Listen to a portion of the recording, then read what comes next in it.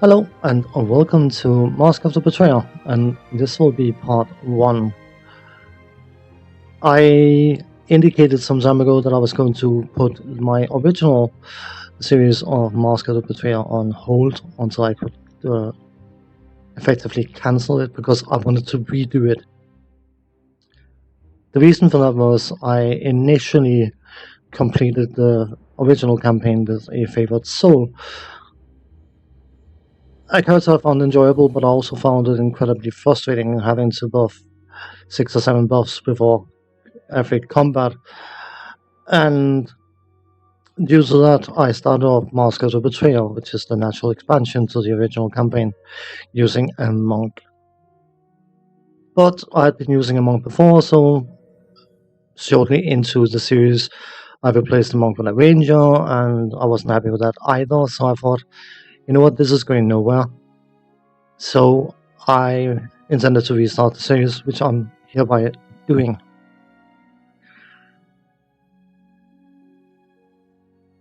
The character I'm going to be using is inspired by an idea that was triggered by my series of Storm of the Here. And there will be a separate update for the fate of that series as well. It's not good, I'm sorry, but what can you do? But anyway, because of the fact that Storm of the Here has a lot of funky talent things, feat things, whatever things that you can get, I was concerned that transferring the character directly from Storm of the Here, which came after Mask of the Betrayer, could cause some issues with Mask of the Betrayer. So what I've done is I've completed the original campaign yet again on a new character. So I will do a presentation of the character after we get into the beginning of Mask of the Betrayer. But for now, new game, new campaign.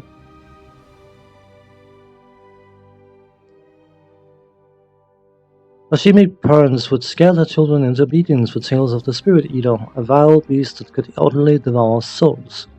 The truth of the Spirit Eater legend is far more tragic than that, as one displaced hero from West Harbor is about to learn. An epic Dungeons & Dragons Adventures for character level 18 to 30. Previous Neverwinter Nights 2 experience is not required. So, we shall select a character. It's going to be this guy. He's been freshly exported from Neverwinter Nights 2 original campaign. Level 9 Paladin, level 1 Sorcerer, and level 10 Red Dragon Disciple. Ladies Man Deity Tier, 22 Strength, 23 Charisma. Those are his main stats, his Strength and his Charisma. But as I said, I will do a presentation once we get into the beginning of the game. But in order for people to catch up, I have done some editing doohickey from the original campaign, just to catch people up. It's not going to be that long, but I felt it was appropriate to put in before this game starts.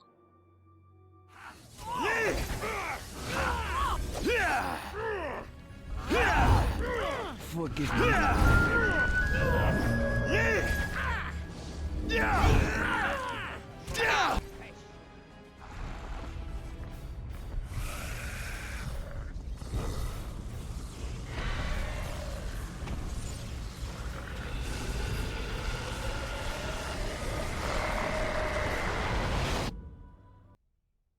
And as the final blow was struck, the King of Shadows, the ancient guardian of Ilfarn, at last was laid to rest.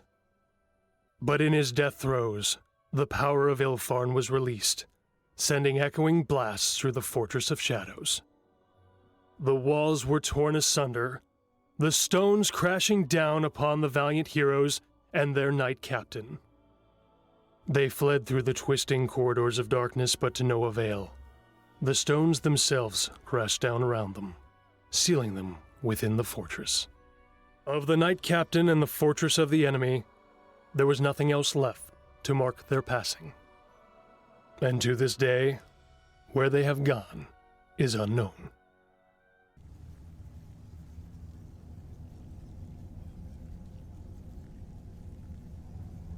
Pain. It surges through bone and blood. It tears at your heart, in the place where the shard once was. You struggle to raise your head. A hole has been carved into your flesh, just above your heart, and raggedly stitched by an unskilled hand. Try to remember what happened to you. Your companions, the King of Shadows. You try to remember what became of them, but they slip from your grasp. You are alone. 1,000 tons of earth between you and the world above. Something stirs inside you. A presence. A hunger. It is bound. Angry. And it cannot escape.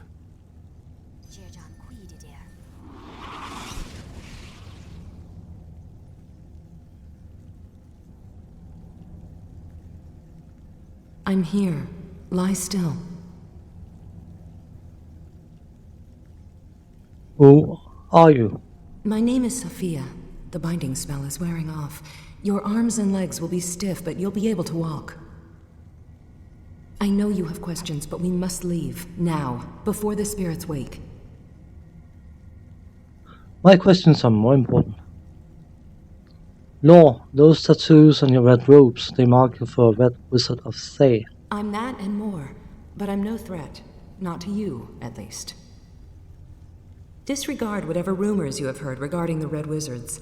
I am here to assist you, and I will do just that. You said something about spirits. What kind of place is this? We're in a barrow deep beneath the soil of Rashomon. The locals say that powerful spirits dwell here, hostile to those trying to enter, and those trying to leave. Rashomon, that's hundreds of miles from the Sword Coast. I don't know how you got here, but I'll take you to someone who might. I'll take you to her and make certain that she gives us both some answers. But that's after we get out. For the moment, haste is all that matters.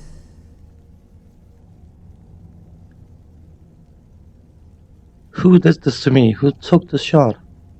I don't understand. If someone trapped you here, cut you open, then surely you would know. But you don't know, do you? I can understand your confusion. It must be very disorienting. Have you seen these runes before? What do they mean? Yes, they caught my eye as well. There's almost nothing about Rashemi runes in the Academy archive, but that rune there, it's called the Dancing Man. It depicts a circle of dancers surrounding an evil spirit. The runes were part of the binding spell that held you, but I've dissolved its power. Come, we've been here too long as it is. Alright, let's go. Sophia is a red wizard specializing in transmutation spells. Press B while controlling Sophia to view her memorized spells and F to open the quick cast panel. Sophia also carries a Shaper's Alembic and an Enchanter's Satchel, tools used in enchanting weapons and armor. As for yourself, you have apparently been inflicted with some strange condition which has left you greatly weakened, probably linked to the removal of the silver shard from your chest. If magic or time fails to cure you, you will need to discover some other way of removing it.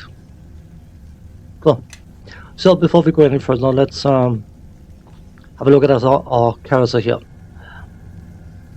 Ignore his stats, they are wonky because he's in a weakened condition. Paladin, I have mentioned elsewhere that I always name my paladins Gallagher. I know he's only level 9 paladin compared to level 10 Red Dragon Disciple, but he's going to go full on paladin from this campaign. 9, 1, and 10. DC, Seer, spell resistance 16, arcane spell failure. Doesn't matter. Well, he can technically cast arcane spells, but yeah. Armor class penalty, that is for stealth checks and things like that, at -6. Damage immunity increased to fire, persistent aura. Paladins are immune to fear, and they give party members a +4 bonus to saves against fear. It's hard to be a knight in shiny armor and the protector of the weak if you run away screaming the first time something big and nasty pops up. Noteworthy skills. He's got craft armor and craft weapon because I didn't want to rely on jobs. And diplomacy. Diplomacy is at 38 because of his high charisma. He should hopefully not be able to fail any diplomacy checks, but you never know. Law, that was a prerequisite for the Red Dragon Disciple. Law is nice to have. And because of the fact that you gained a bit of intellect, I am starting to build heal. Feats, he's got the story feats of the original campaign. General feats, blind fight, given from being Red Dragon Disciple. Improved critical longsword, that's the only weapon he's going to be using. Knockdown, because it's nice to have. Power attack, it's a prerequisite to one of the most important abilities that paladins have access to. The weapon, armor, weapon, and shield proficiencies are given from the paladin class. Divine feats, divine might. The character may spend one of his turn undead attempts to add his charisma bonus to all weapon damage for a number of rounds equal to the charisma bonus.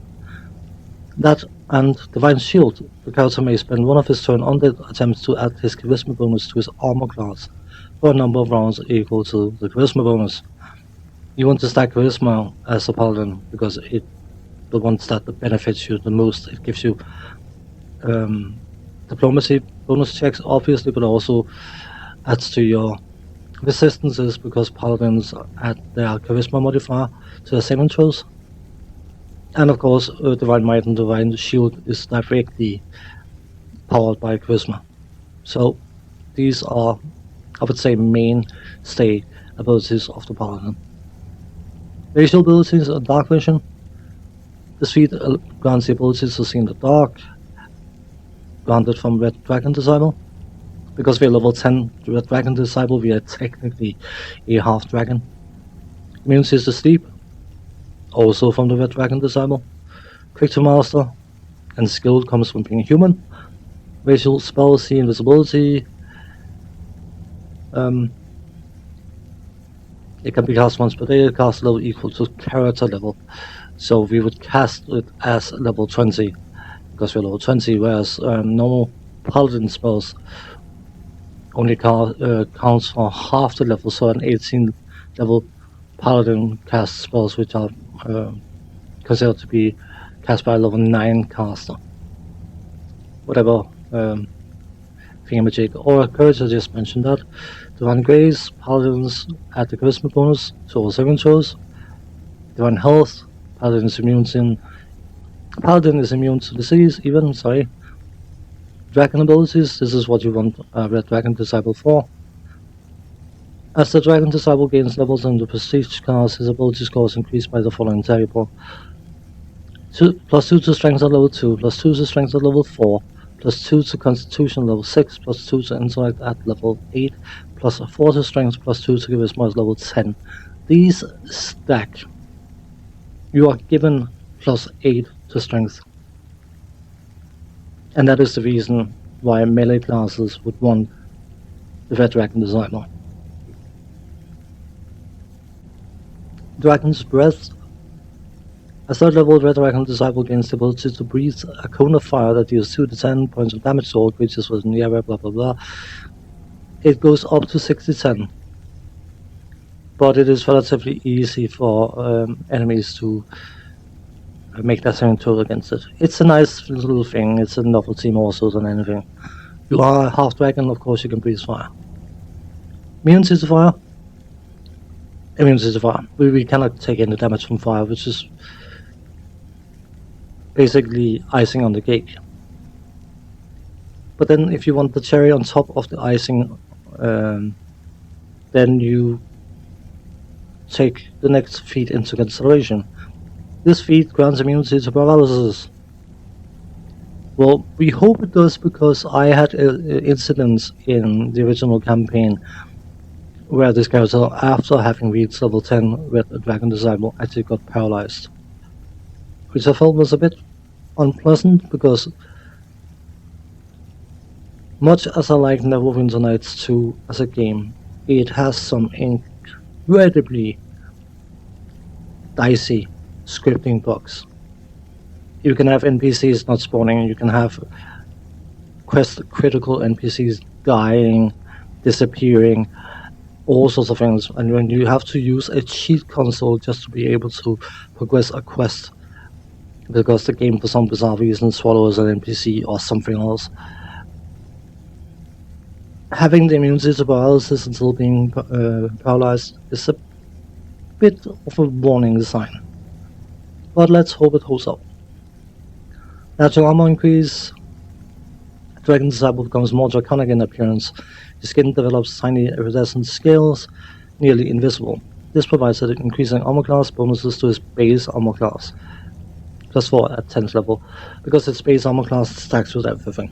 So, Remove Disease is from Paladins, Might Evil is from Paladins, Summon Familiar is from, well, 1 social level, and Turn On the Paladin, but you use mainly your Turn On the charges to power Divine Might and Divine Shield. Log of Heroes. Character gains +1 bonus to all saving throws as well as +1 log bonus to armor class.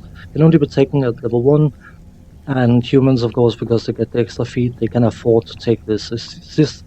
It's always going to be active, it's always going to benefit you. There's no downside to taking this, even though you technically sacrifice a feat for it. You get a lot of defensive bonuses for that one feat.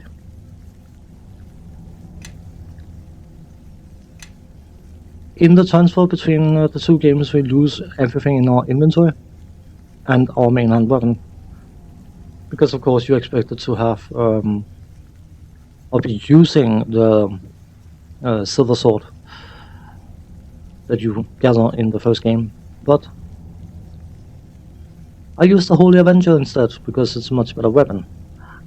But we've lost our main hand weapon. We still have our shield, and we still retain our cloak, which is, in my case, a as the game's paused, Nymph Cloak +4, which gives us +4 to Charisma. So let us get moving. We won't be having an awful lot of gameplay in this part because it's a setup part basically, but I still want to get a bare minimum done. So I don't know why it's out of nowhere. This is another thing that bugs me. I'm always running in exploration mode, and for some bizarre reason it defaults every single new game to strategy mode, even after having saved the game with the exploration mode setting. Don't know exactly what went wrong. Anyway, we need to move forward. Mistress, I hear something moving in one of the caves up ahead. Perhaps it is Ipsit and Sephi. No, Kaji, I sent them to find Liana as my mother asked. They could not return from the city so soon. Your friend has excellent senses, I heard nothing. Nor did I. The barrel was silent when we made our way down from above. What was that about your mother? You didn't mention her earlier? No, I did not. We'll speak of her later if we must. Who is this little creature you're familiar? Kaji, meet Galagal, Galagal, meet Kaji. Kaji is a friend, loyal, clever, and eminently charming in his own way. You seem to care for him a great deal. I shaped his body from twig and clay. I gave him life, taught him to speak. His diction is a little off, but it's endearing. As you can see, we got influence, and we can actually see how much total influence we got, which is a nice thing they did with Masked Betrayer. If you create your friends from nothing, you know you can trust them. You should keep going. This barrel may be earth and stone, but it's alive and aware, as much as Kaji or us. Okay, cool. You know what, let's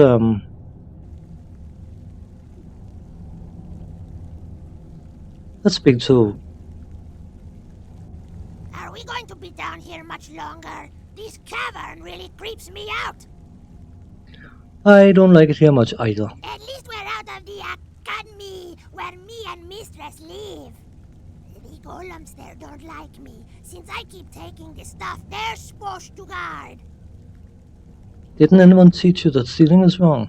I don't steal anything important. I mean, if it were important, there would be 2 locks on it. I have some questions for you. What? So, what exactly do you do? I can do lots of things. I can... let's see. I spring locks. That's useful, right?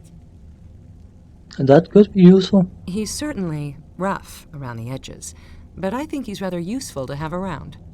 Really? Great! If you ever need my help, just ask.